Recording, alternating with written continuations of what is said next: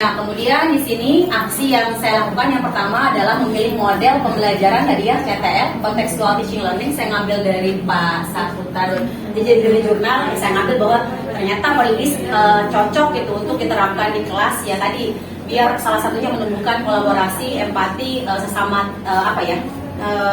teman-temannya, yang mana memang di sini mereka kayak masuk ke dalam dunia nyata ya, siswanya itu mendorong siswa membuat hubungan antara pengetahuan yang dimilikinya dengan penerapan dalam kehidupan sehari-hari. Nah, di sini juga ada sintak-sintak yang saya lakukan ketika saya menerapkan model ini. Yang pertama modeling, saya membuat model karena di sini sistem peredaran darah, saya membuat modeling dari air, minyak, kemudian pernak-pernik segala macam yang saya ibaratkan itu adalah komponen darah. Yang mana di awal saya kasih ibaratnya model yang anak memperhatikan sehingga di sini kumpulkan ya kemampuan awal terlebih dahulu ini di dalam modeling gitu. Nah, kemudian saya picu dengan pertanyaan pemantik, kemudian pertanyaan-pertanyaan yang bisa membangun mereka untuk berani menjawab dan berani juga menanggapi dan berani juga kembali bertanya gitu, sehingga nanti berkembang yang kemampuannya. Kemudian di sini ada learning community, ini belajar kelompok ya, inquiry, kemudian construction, reflection, dan authentic assessment. Sintak ini yang masuk ke dalam RPP atau model RPP yang saya lakukan di kelas gitu ya. Nah, yang aksi berikutnya adalah menambah sumber belajar bagi siswa selain buku paket yang mereka pegang, karena buku paket mereka pegang masing-masing satu. Di sini juga tentunya ada tambahan beberapa, mulai dari internet segala macam dan dari referensi media sosial atau info-info dari situs ya atau jurnal yang memang bisa diakses oleh mereka untuk menambah wawasan mereka tentang peredaran darah ini. Nah, kemudian di sini juga membeli metode pembelajaran yang interaktif. Nah, metode yang saya pilih, yang saya sandingkan dengan model dari CTL ini adalah dengan window shopping ya. Saya menyebutnya di sini adalah pasar ilmu. Saya beraktivitas dengan anak-anak, jadi kayak membuat seolah-olah kita sedang melakukan kegiatan di pasar, tapi yang dijual itu barangnya bukan barang-barang, tapi ilmu yang dijual oleh orang-orang yang memang punya kemampuan yang bagus gitu, sehingga orang yang rendah, anak-anak yang memang kurang dalam sains, mereka ibaratnya membeli gitu ya ke si anak-anak yang tadi menjadi seller gitu ya. Nah, kemudian menggunakan berbagai macam media interaktif ya. Jadi kegiatannya singkatnya mungkin seperti ini, di mana untuk di kelas 8 ini kan yang saya pakai itu ada 24 anak. Nah, sebenarnya sebaran untuk anak-anak yang kemampuan bagus sama rendah itu memang lebih banyak yang sedang gitu atau kurang. Sedangkan yang bagusnya adalah 10 orangan. Tapi saya bagi lagi dari hasil saya lihat dari hasil tes kemampuan akademik mereka, IQ sama sekalian yang tes awal yang pernah saya lakukan sebelumnya di sistem kemarin ya. Nah, kemudian saya pilih 4 pionir yang memang anak ini yang memang paling unggul gitu, 4. Yang kebetulan yang 4 ini anak-anak yang kelas OSN ya. Kemudian saya ambil 4 ini yang mana dia menjadi ketua kelompok di kelas tersebut. Yang mana saya nggak kelompokkan mereka dalam langsung satu kelompok ini bersama-sama, tapi saya bawa lagi. Jadi saya buat 4 kelompok yang mana mereka adalah leader dari kelompok. Nah, anggotanya itu sekitar 5 orang. Jadi mereka kayak megang 5 anak. Nah, kemudian mereka diberikan penugasannya dengan bertema ya. Karena ini sistem peredaran darah baru awal, saya bikin 4 tema yang berbeda. Yang pertama itu tentang komponen darah, saya bagi 2 antara eritrosit dengan trombosit, konsep 1, kemudian konsep 2 limfosit, konsep 3 tentang proses pembekuan darah, yang keempat tentang konsep golongan darah, tentang golongan darah segala macam terkait dengan golongan darah.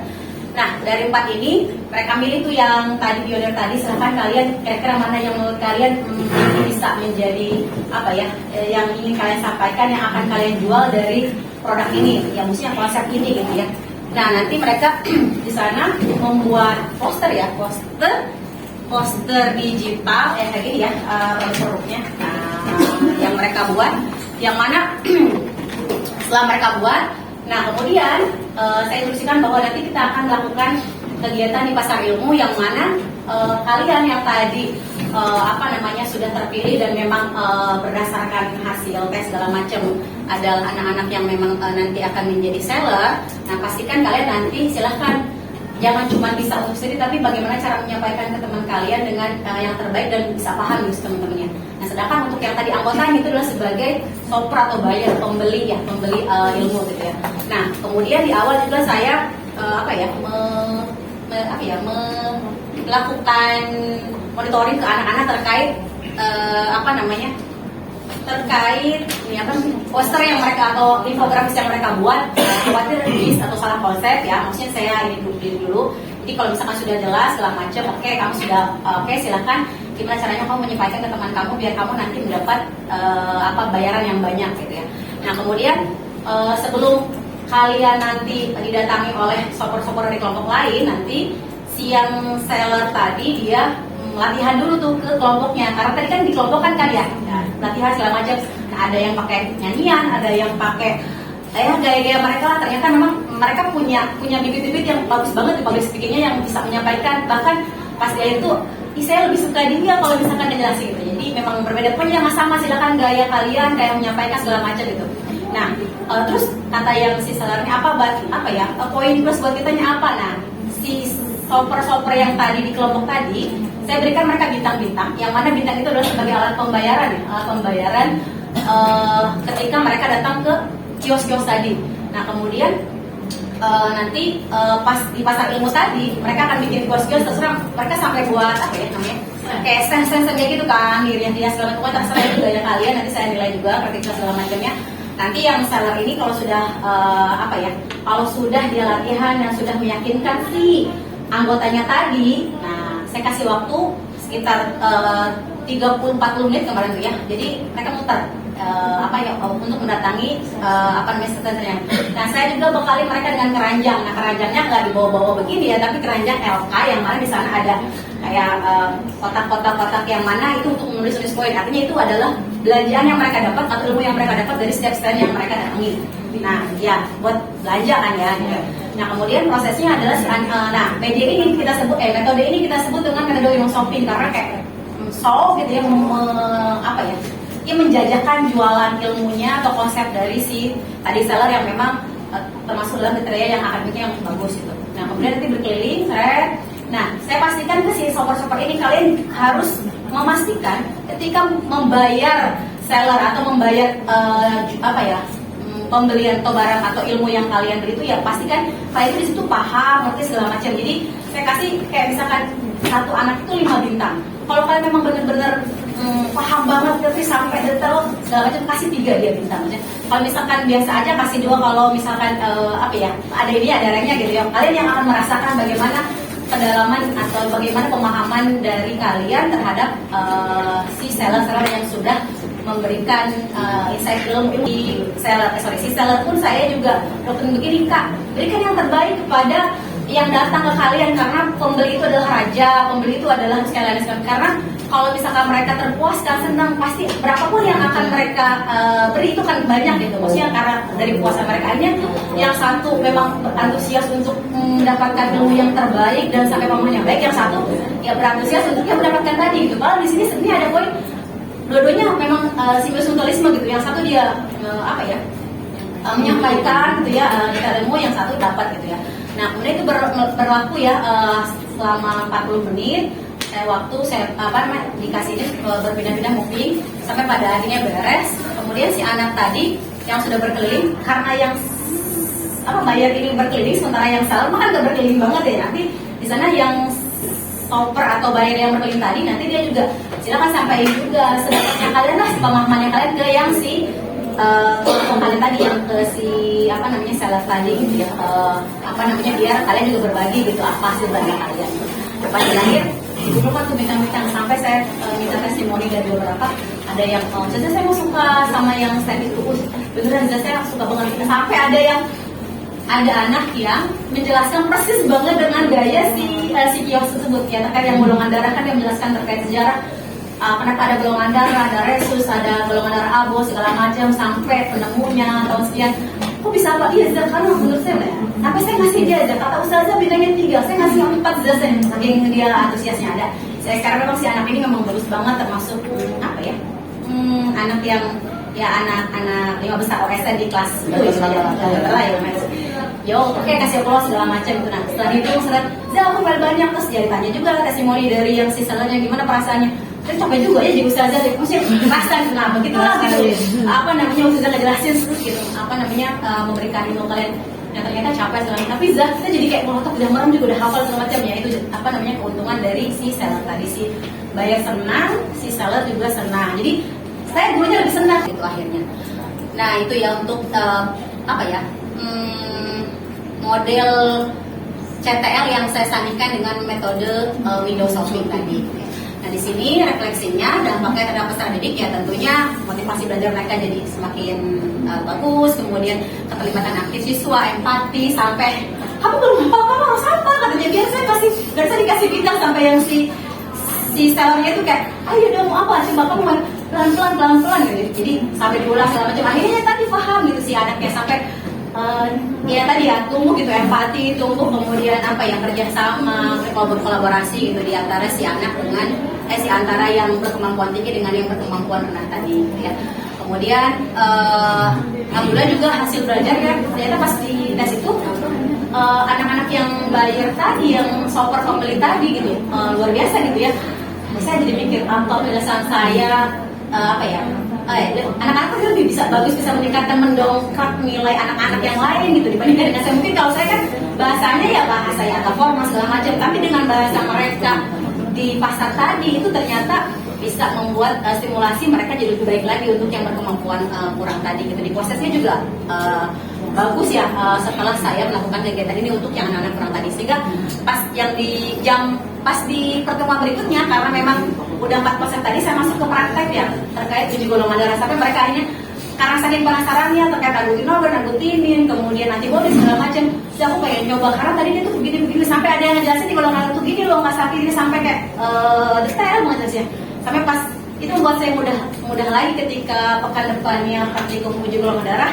Hampir semua kelas itu tuh kayak saya berani, saya pengen tahu, saya udah tahu sih tapi belum pernah nyoba sendiri. Saya pengen tahu karena belum, jadi kayak ternyata berefek yang lumayan dari kegiatan tadi ya, dari yang anak-anak yang menyampaikan ke yang kurang tadi gitu ya. Kemudian tentunya kalau bagi saya sendiri ya tadi ya bisa apa ya tadi merancang yang kreatif, kemudian saya sebagai fasilitator di sini, motivator, bukan sebagai apa ya, bukan sebagai pemberi langsung ilmu, tapi memang di sini memfasilitasi pasar ilmu yang mana di sini terjadi jual beli ilmu dari anak yang berkemampuan tinggi ke anak yang berkemampuan kurang. Tentunya juga mengalami pengalaman berharga dengan tadi yang menerapkan pembelajaran digital dan kolaboratif gitu ya. Karena memang tadinya sih ada yang maksudnya saya mau bikin dari karton silakan aja, tapi pas lihat yang lain kok bikinnya di Canva, ini semua bikin di Canva ya silakan kata saya, karena kalian kan sudah punya bekal lainnya. Semua yang dibuatnya kan dari Canva ya dengan berbagai macam apa ya hasil gitu ya. Kemudian dampak terhadap lingkungannya ya yang saya lihat ya suasana kelas menjadi lebih hidup, saya juga jadi lebih nyantai, cuma lihat segala macam ya, tapi terjadi kegiatan KBM yang ramai gitu ya. Kemudian juga bisa dilakukan bukan cuma di kelas, kalau misalkan beta ya kita di ruang kan namanya pasarnya di lapangan juga jadi ibaratnya kan, yang penting sudah ada produknya gitu.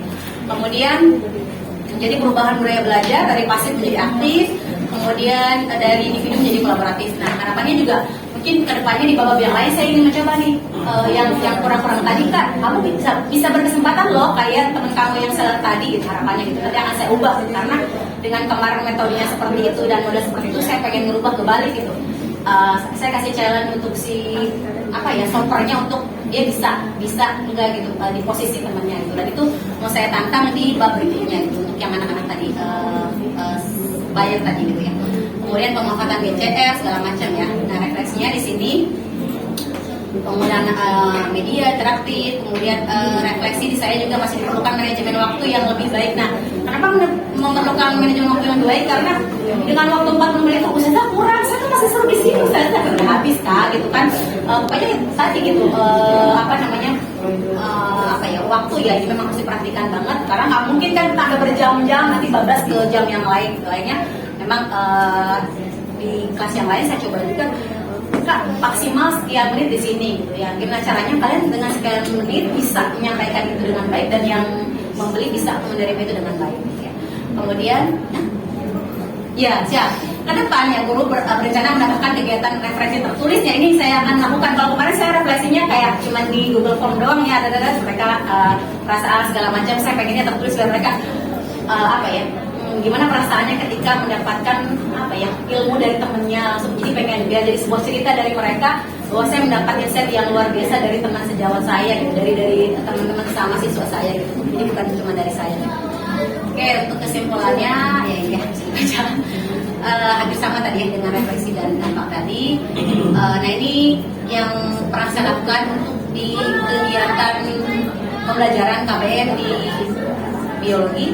Ini dokumentasi yang saya nah ini untuk modeling, tadi saya modeling awalnya di modeling segala macam. Ini untuk yang dokumentasinya ini sintak ya, sintaknya. Kemudian ini proses pasarnya, ada yang mereka mendatangi, ada yang usaha menulis. Kemudian ini pertemuan dari teknologinya juga saya coba di kelas yang lain. Jadi bisa diterapkan di kelas 8 saja, tapi juga saya menerapkan di kelas lain lebih parah lagi ya. Maksudnya mereka kan memang tak bisa ya antara siswa muda lebih parah lagi.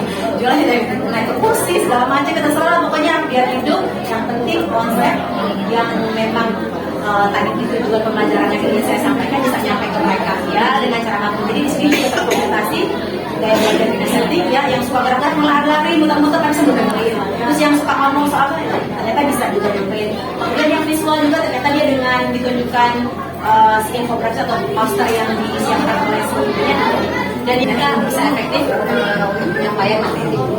Nah ini mungkin yang bisa saya sampaikan dari praktek baik yang pernah saya lakukan di pertemuan pertama untuk materi sistem peredaran kelas 8. Terima kasih. Assalamualaikum warahmatullahi wabarakatuh.